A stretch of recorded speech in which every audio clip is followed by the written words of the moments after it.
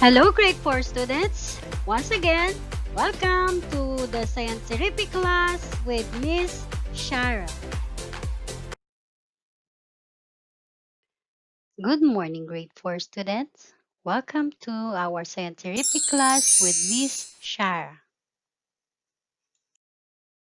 Allow me to read our work plan for today. Science bits, picture analysis, discussion, share a thought, and exit card. For our science bits today, let's look around and see what is happening in our environment. Lockdowns trigger dramatic healing in our environment. The pandemic should awaken us to the fact that there can be no development without conservation, as the destruction of the planet is precisely what has brought the world to its knees. Through this pandemic, if the environment continues to be harmed at the pace and scale at which it currently is, what will happen? Then there can and will be no humans left to be construct and speculate on matters of economic and development. To restate, this pandemic has emerged from the destruction of nature that is wrought by people to conservation of environment. Now I will let you watch a short video about this. Sit back and enjoy.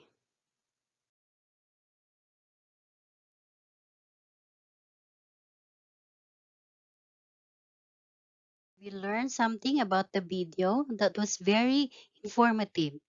Have you experienced improved environmental conditions as a result of people in lockdown? With many factories and businesses closed, combined with fewer cars on the road and fewer planes in the sky, our natural environment is recovering slowly. The pandemic could show us how the future might look like with less air pollution, or it might just indicate the scale of the challenge ahead. It can be a challenge to you, young kids, to consider how things can be done differently after the pandemic to improve the quality of our environment. We can help stop the global warming. Since you are talking about quality of air, have you tried inhaling the air when it rains? Does rain outside in the morning motivate, excite, and please you all at the same time? If it does, you are a lot like me.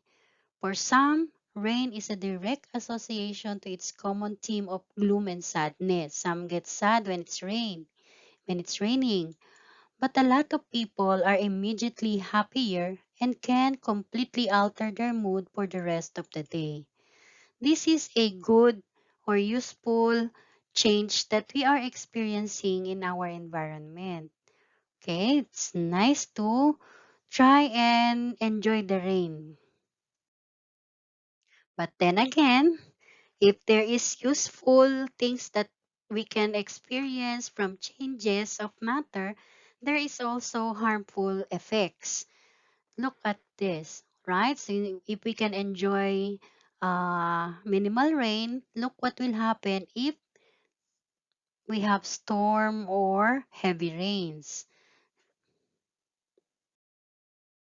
So for our learning target for today, let me read it for you. I can identify the harmful effects of different changes of materials to living things and to the environment. So scientific class presents bad effects of changes in matter. Let's check this out. If there is too little rain, what will happen? We are going to have dry season or drought. What is drought? Drought is characterized by a lack of precipitation such as rain, snow, or sleet for a protracted period of time, resulting in water shortage. While drought occurs naturally, human activity such as water use and management can exaggerate dry conditions. So if we will use water properly, maybe we can lessen the drought. But this is a natural phenomenon, right? There are some countries who are experiencing less rain than us. Look at what happened. Trees are the lungs of the earth. Without the trees, what will happen to the earth? It will lose part of its lungs. Of course, we need to cut trees because we need it for our daily use, building our houses. But then too much cutting trees will cause deforestation. What is deforestation? Deforestation is the permanent removal of trees to make room for something besides forests. This can include clearing the land for agriculture or grazing, or using the timber for fuel, construction, or manufacturing. A lot of people now are building subdivision, constructing a lot of uh, different industrial sites. So what happened to the forest? It loses most of their trees. Destruction of forests can cause loss of trees and other vegetation.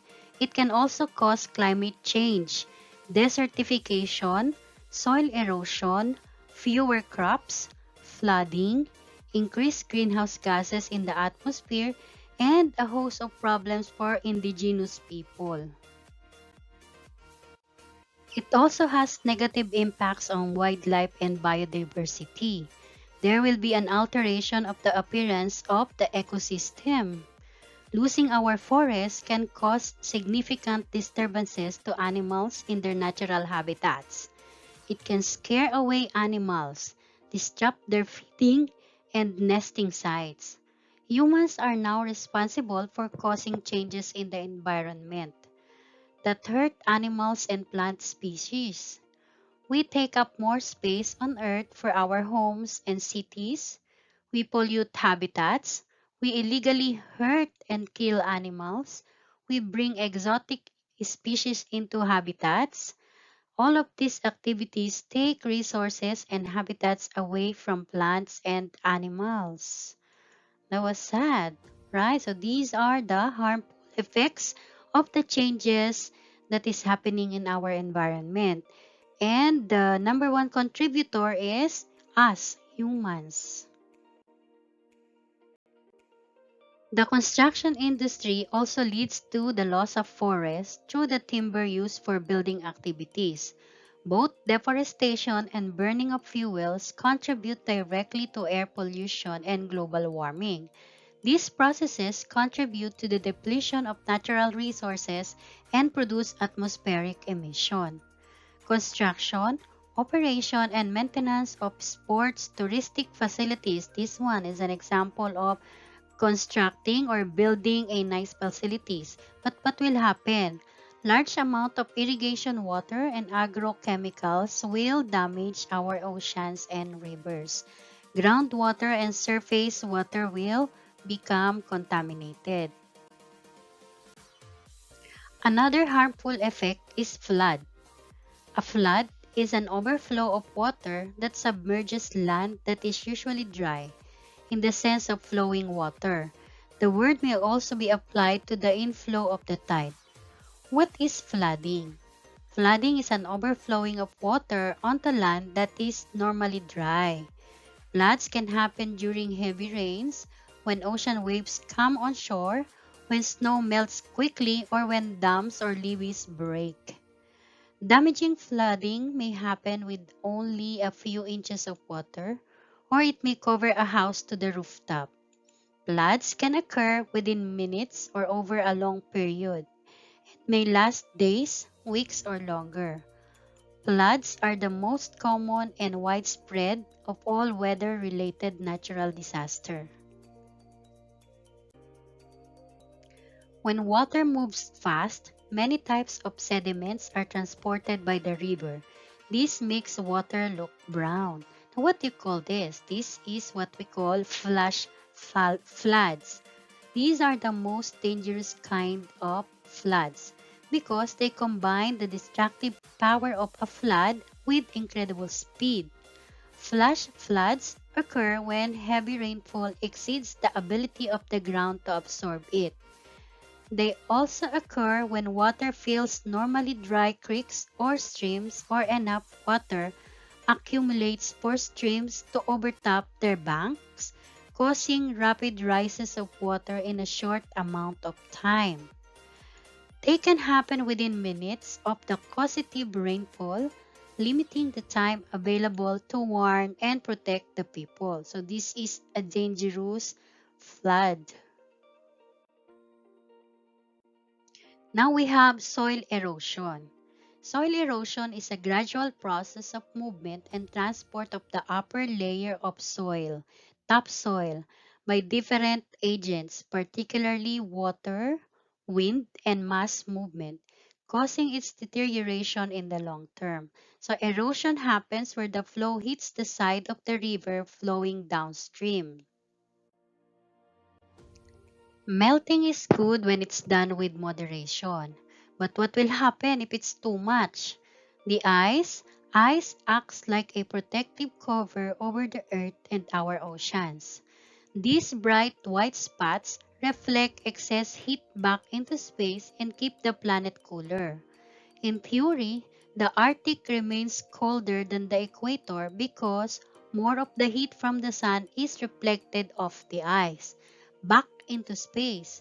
Rapid glacial melt in Antarctica and Greenland also influences ocean currents as massive amount of very cold glacial meltwater entering warmer ocean waters is slowing ocean currents, and as ice on land melts, sea levels will continue to rise. So look at that.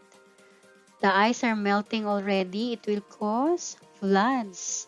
And these are the habitats of polar bears. So the polar bears will have no more habitats, no place to live with. Next is landslides. A landslide is the movement of rock, earth, or debris down a slope section of land. Landslides are caused by rain, earthquakes, volcanoes, or other factors that makes the slope unstable. This is very dangerous.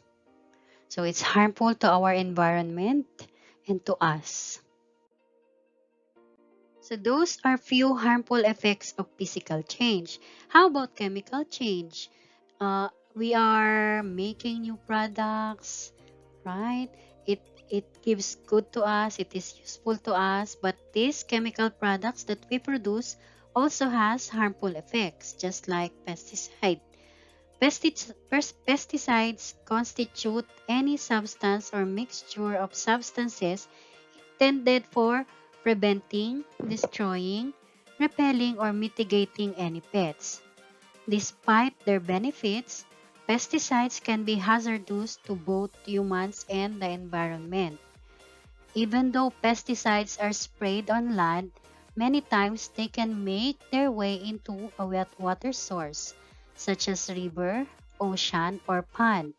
For instance, pesticides from an orchid may end up in a nearby stream due to runoff. If a body of water becomes contaminated with the chemicals, many fish and other animals may die and get sick. This can throw the whole ecosystem off balance. This is the major harmful effects of chemical change. We can find many environmental damages around us. Many scientists tried to solve the problems, but it was too big to solve. The most well-known is the tree pollution, okay, such as air pollution, water pollution, and global warming. The pollution happens when chemicals that are harmful to living things get into the environment. They worried that pollution could harm people's health, animals, plants, and the whole environment. Now let's take a short look at these types of pollution. First one is air pollution. It is one of the biggest modern problems since our atmosphere has polluted by many different matters like car, factory, smokes, and power plants that burn coal and oil. Smoke from factories and power plants can mix with water in the air to make acid rain. Air pollution also comes from cars and other vehicles that burns gasoline, so it is very harmful to people. If air pollution gets serious, it can even cause lung cancers. Furthermore, the air pollution affects living creatures and plants. So, creating transportation systems, building, constructions, but this is the harmful effects of that air pollution. Next is land pollution. Land pollution is a result of dumping garbage, waste, and other toxins, making the land contaminated or polluted. The source of land pollution comes from the human element, such as littering and waste that is washed ashore from boats, oil rigs, and sewage outlets. Soil pollution can come from chemicals used on farms to kill insects and other pests. Pollutants can also seep garbage dumps into the nearby soil and water. Okay, so if there's too much materials, and then we throw it away, this is what will happen. It will pile up and become a land pollution. When rain comes and pour down and there's air pollution and land pollution, what will happen to our water? It will also become polluted. So we have water pollution. Water pollution comes from factories that dump poisonous chemicals into lakes and rivers. Water pollution can also come from farms. Farmers put chemicals on the ground to help crops and then to kill insects. Rain can wash these chemicals into lakes and rivers. Changes in matters gives two effects, good and bad. Some changes have bad effects like pollution and destructions of habitat and loss of lives.